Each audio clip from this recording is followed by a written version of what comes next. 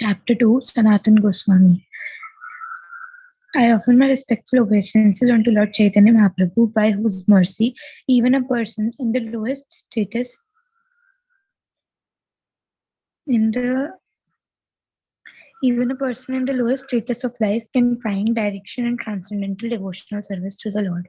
After Lord Chaitanya Mahaprabhu accepted renounced order of life, sannyasa, he traveled all over India.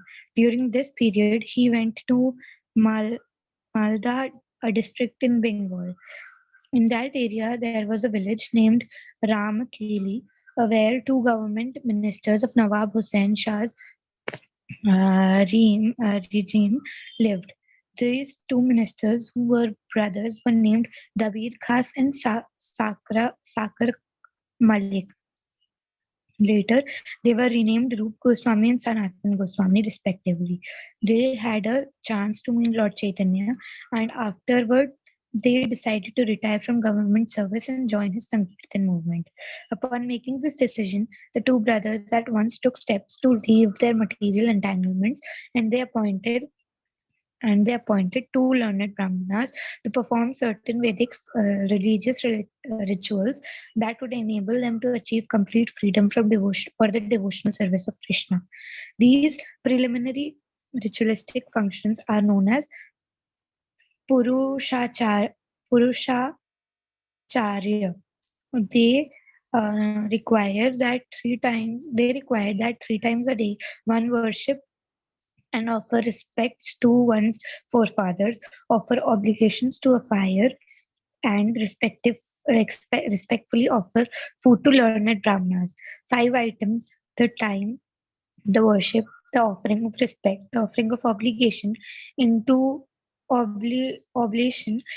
the fire, and the offering of food to a brahmana constitute purushacharya.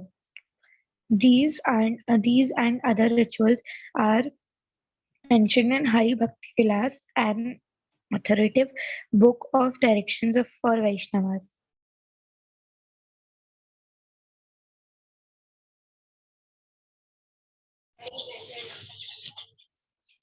After arranging for the performance of these religious rituals, the younger brother Dabira Kasa Rup Goswami returned home with an immense amount of money which he had acquired during the government service. The silver and gold coins he brought back filled a large boat. After arriving home, he first divided the accumulated wealth in half and distributed one part of the Brahmans and Vaishnavas. Thus, for the satisfaction of the supreme personality of the Godhead, he distributed 50% of his accumulated wealth to persons engaged in the Supreme Lord's transcendental loving service. Brahman, Brahmans are meant to understand the absolute truth, and once they understand the absolute truth and actually engage in the loving service of the Lord, they they are known as Vaishnavas or Brahmins, and Vaishnavas are supposed to fully engaged in the transcendental service. And Rup Goswami, considering their important transcendental position, gave them 50% of his wealth. The balance he again divided in half. One part he distributed to his relatives and dependent family members, and the other he kept for personal emergencies. Such distribution of personal wealth is very instructive for all those who desire to be elevated in spiritual knowledge. Generally, a person uh, be bequeatheth all his accumulated wealth to his family members and then retires from family activities to make programs in spiritual knowledge. But we, um, but here we find the behavior of Rup Goswami to be exemplary. He gave 50% of his wealth for spiritual purpose. This should serve as an example for everyone. The 50% of his accumulated wealth he kept for personal emergencies was deposited with a Bengali glosser.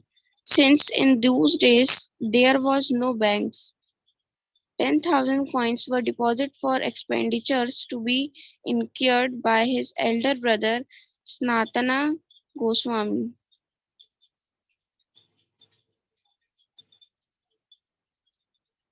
At this time, Rup Goswami received information that Lord Chaitanya Mahaprabhu was preparing to go to Vrindavan for Jagannath Puri. Rup Goswami sent two messengers to get actual information of the Lord itinerary, and he made his own plans to go to Mathura to meet the Lord. It appears that Rup Goswami got permission to join Lord Chaitanya, but Sanatana Goswami did not. Therefore, Sanatana Goswami entrusted the responsibility of the government service to his immediate assistants, and remained at home to study Srimad Bhagavatam. He engaged then or 20 learned Brahmans and began an intensive study of Srimad Bhagavatam in their company. While he was thus engaged, he submitted sick leave reports to his employers, the Nawab. But the ruler was so en- engaged for Sanatana Goswami's advice in government matter that one day he suddenly appears at his home house. When the Nawab entered the room where Sanatana Goswami and the Brahmins were assembled. Out of respect, they all stood up to receive him, and they offered him a place to sit. You have submitted sick reports, the Nawab told Sanatana Goswami, but I sent my physician to see you, and he reported that you have no illness at all. Since I did not know why you are submitting sick reports and not attending to your service, I had personally came to see you. I am much pretend, pretend, but by your behavior, as you know, I completely depend on you and your responsible work in government. I was free to act in other material matters because I was depending on you. But if you do not join me, your past devotion will be spoiled. Now, what is your intention? Please tell me.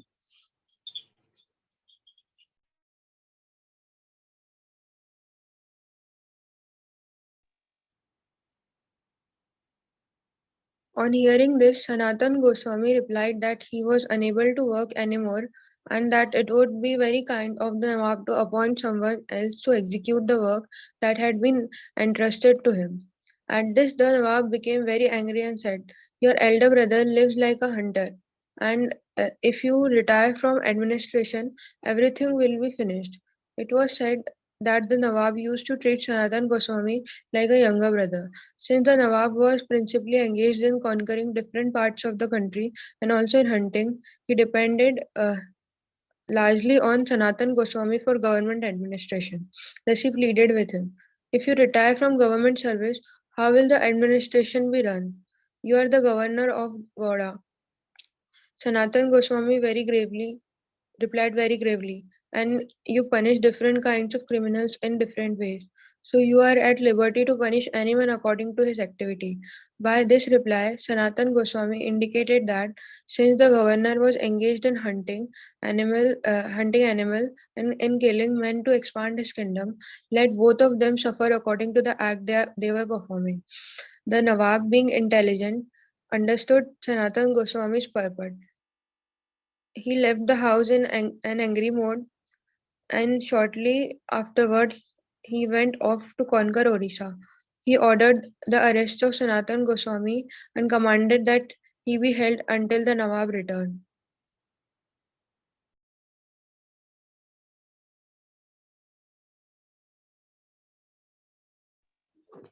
When Rupa Goswami learned that the Nawab had arrested his elder brother Sanatan, Rupa sent Sanatan a message that he could use the 10,000 coins in the care of the Bengali grocer to secure his release from the Nawab's detention.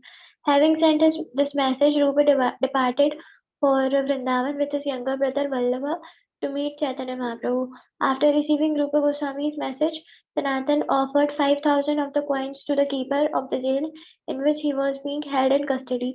He advised the jailkeeper to gladly accept the 5,000 coins from him and let him go because by accepting the money he would not only be materially benefit but also be acting very righteously by freeing Sanatan for spiritual purposes. Of course, I would like to let you go, the jailkeeper replied, for you have done many services for me and you are in government service. But I am afraid of the Nawab. When he hears that you are free, I'll have to explain everything to him. How can I accept such a proposal? Sanatana then invented a story the jailkeeper might submit to the Nawab to explain how he had escaped, and he raised his offer to 10,000 coins. Anxious to get the money, the jailkeeper agreed to the proposition and let him go.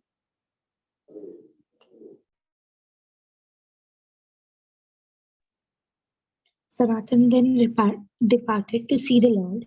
He did not travel on the open road but went through the jungles until he arrived at a place in Bihar called Pat- Patada. There, he rested in a hotel, but the hotel keeper was informed by an astrologer employed there that Sanatan Goswami had some gold coins with him. The hotel keeper, wanting to steal the money, spoke to Sanatan with superficial respect. Just take your rest tonight, and in the morning I shall arrange for you to get out of this jungle trap. However, Sanatan was suspicious of his behavior and he inquired from his servant E- Ishana whether he had some money.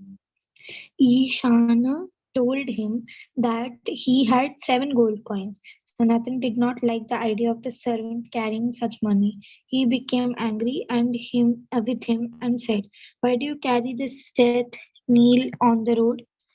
Sanatan at once took the gold coins and offered them to the hotel keeper. He then requested the hotel keeper to help him through the jungle. Sanatan informed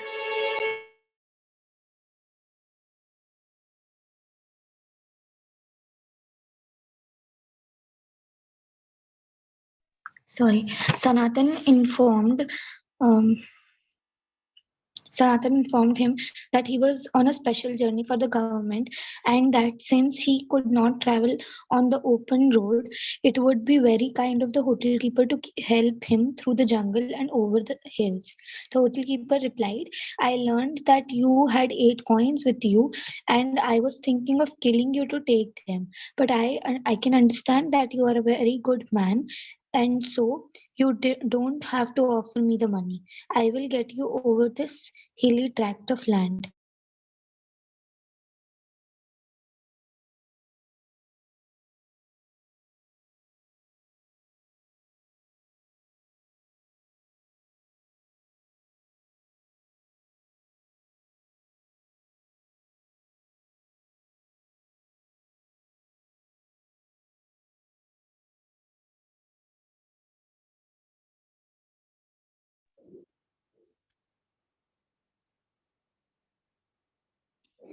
Samiksha,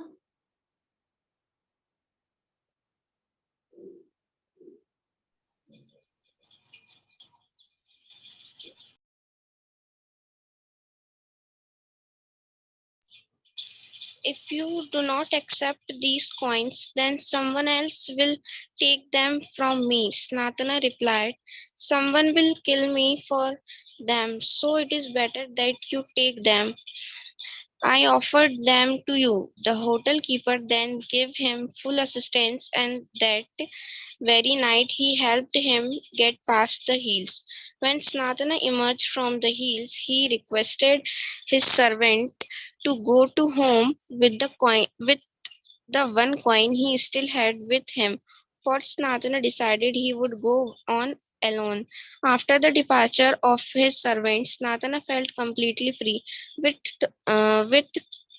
torn clothing and with a water pot in his hand, he proceeded toward Lord Chaitanya Mahaprabhu. On the way, he met his rich brother-in-law, who was also in the government service and who offered him an excellent blanket, which Snatana accepted at his special request. When he departed from him and went on one to see the to see Chaitanya Mahaprabhu at Banaras.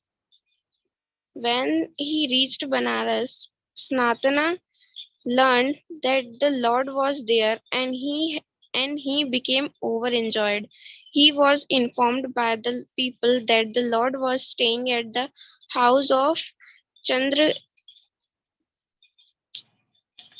Chandrasekhara, and Snatana went there. Although Chaitanya Mahaprabhu was inside the house, he could understand that Snatana had arrived at the door, and he asked Chandresh Khara to call in the man who was sitting there. He is a Vaishnava, the great devotee of the Lord Chaitanya Mahaprabhu said. Chandresh Khara came out to see the man, but he saw no Vaishnava at the door. He saw only a man who appears to be Muslim mendicant. The Lord then asked to see the mendicant, and then Snatana entered the courtyard. Lord Chaitanya hurriedly came out to receive him and, and embarrass him. Then the Lord embarrassed him. Snatana became overwhelmed with spiritual ecstasy, and he said, "My Lord, my dear Lord, please do not touch me." But they embarrassed each other and began to cry. Seeing Snatana and Lord Chaitanya acting thus, Chandrasekhara was stricken with wonder. Chaitanya Mahaprabhu then asked Snatana to sit down with him on a bench. The Lord was touching the body of Snatana with his hand, and again Snatana asked him, my dear Lord, please do not touch me. I am touching you just for my purification, the Lord replied, for you a great devotee.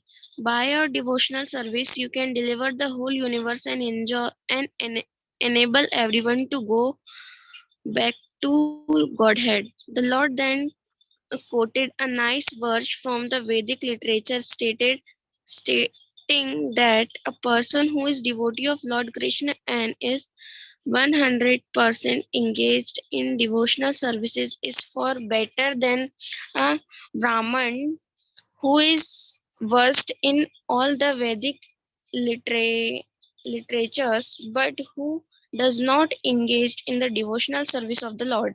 Because the devotee carries the Supreme Lord within his heart, he can purify every place and everything. The Vedic literature also stated that the Supreme Personality of the Godhead does not recognize a non-devotee who is very learned in all the divisions of the Vedas, but he like a devotee even if he was born in a low family. If one offered charity to a Brahman who is not a devotee, the Lord does not accept it. But if something is offered to a devotee, the Lord accepts. In other words, whatever a person wish to offer the Lord may be given to his devotees. Chaitanya Mahaprabhu also quoted Srimad Bhagavatam to effect that even if a Brahman was born in a high family and is qualified with 12 Bra- Brahminical qualities, he is lower than the lowest of the low if he is not a devotee of Supreme Lord. Although a devotee may have been born in a Kandala, god dog eater family by devotional service, he can purify his whole family for 100 generations, past and future. Whereas a proud Brahmins cannot purify even himself.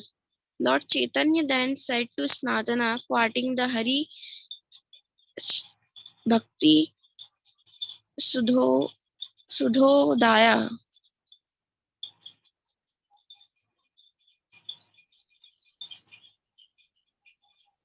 O devotee of the Lord, to see you is the perfection of the eyes. To touch your body is the perfection of bodily activities, and to glorify your qualities is the perfection of the tongue. For it is very rare to find a pure devotee like you. Next, the Lord told Sanatana, Krishna is very merciful and is the deliverer of fallen souls. He has saved you from Maha, Maharaurava. Srimad Bhagavatam describes Maharaurava as hell meant for persons engaged in killing animals, for it is stated that there are butchers and animal eaters go to the hell, go to that hell. I do not know the mercy of Krishna, Sanatan replied, but I can understand that your mercy upon me is causeless. You have delivered me from the entanglement of material life. Then the Lord asked, how did you get free from custody? I understand that you were arrested. Sanatan then narrated the whole story of his release. The Lord then informed him, I saw your two brothers and advised them to proceed towards Vrindavan. Lord Chaitanya then introduced Chandrasekhar and Tapan Mishra to Sanatan, and Tapan Mishra pleasantly invited Sanatana to dine with him. The Lord requested Chandrasekhar to take Sanatan to a barber and make him gentle, for Sanatana had grown a long beard, which Sri Chaitanya Mahaprabhu did not like. He asked Chandrasekhar to provide Sanatan not only with a bath and clean shave but with a change of clothes as well. After Sanatana had bathed, Chandrasekhar offered him some good clothes, and Lord Chaitanya Mahaprabhu was informed that Sanatana had not accepted the new garments but later accepted only some used garments from Tapan Mishra. He was very glad. The Lord went to Tapan Mishra's house for lunch and asked him to keep food for Sanatana. Tapan Mishra did not offer Sanatana food immediately, however, but after the Lord had finished eating, there was some remnants of his food, and those remnants were offered to Sanatana while the Lord took his rest. After resting, Lord Chaitanya introduced a Maharashtrian Brahmin, a devotee of his, to Sanatana, and that Brahmin invited Sanatana to accept lunch daily at his place as long as he remained in Banaras. As long as I remain in Banaras, I will beg from door to door, Sanatana said.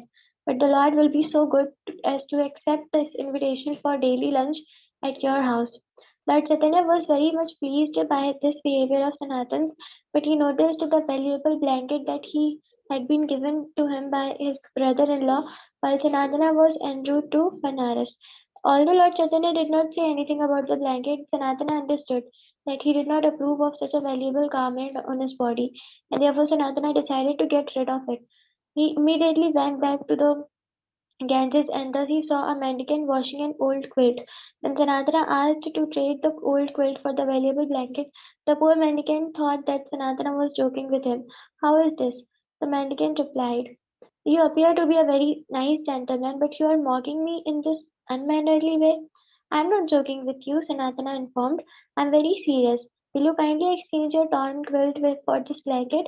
Finally, the mendicant exchanged his torn quilt for the blanket, and Sanatana returned to the Lord.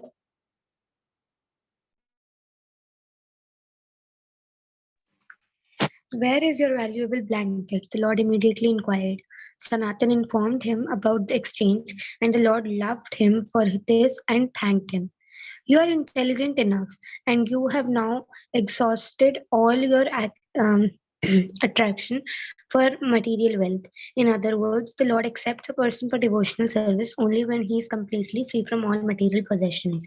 The Lord then told Sanatana, it would not look good for you to be a mendicant and beg from door to door with such a valuable blanket on your body. It is contradictory, and people would look on it with abhorrence. Whatever I am doing to become free from material attachment is all your mercy. Sanatan replied. The Lord was very much pleased with him, and they discussed spiritual advancement. Previous to this meeting between Lord Chaitanya and Sanatan Goswami, the Lord had met a householder devotee named Ramananda Rai. At that meeting, which is discussed in later chapter, Lord Chaitanya asked Ramananda Rai questions, and Ramananda replied as if he were the Lord's teacher.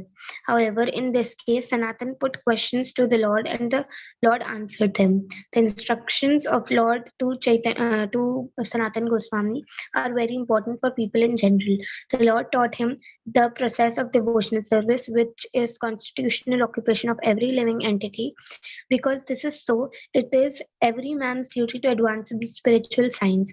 Many subjects were thoroughly discussed in talks between Lord Chaitanya and Sanatan Goswami. Due to the mercy of Lord Chaitanya, Sanatan was able to put important questions before him, and these questions were replied to properly. The meeting of Sanatan Goswami and Lord Chaitanya teaches us that to understand spiritual subject matters, one must approach a spiritual master like Lord Chaitanya Mahaprabhu and make submissive inquiries. This is confirmed in the instructions of the Bhagavad Gita 4.34, where Lord Krishna says that one should approach a man of authority and learn the spiritual science from him.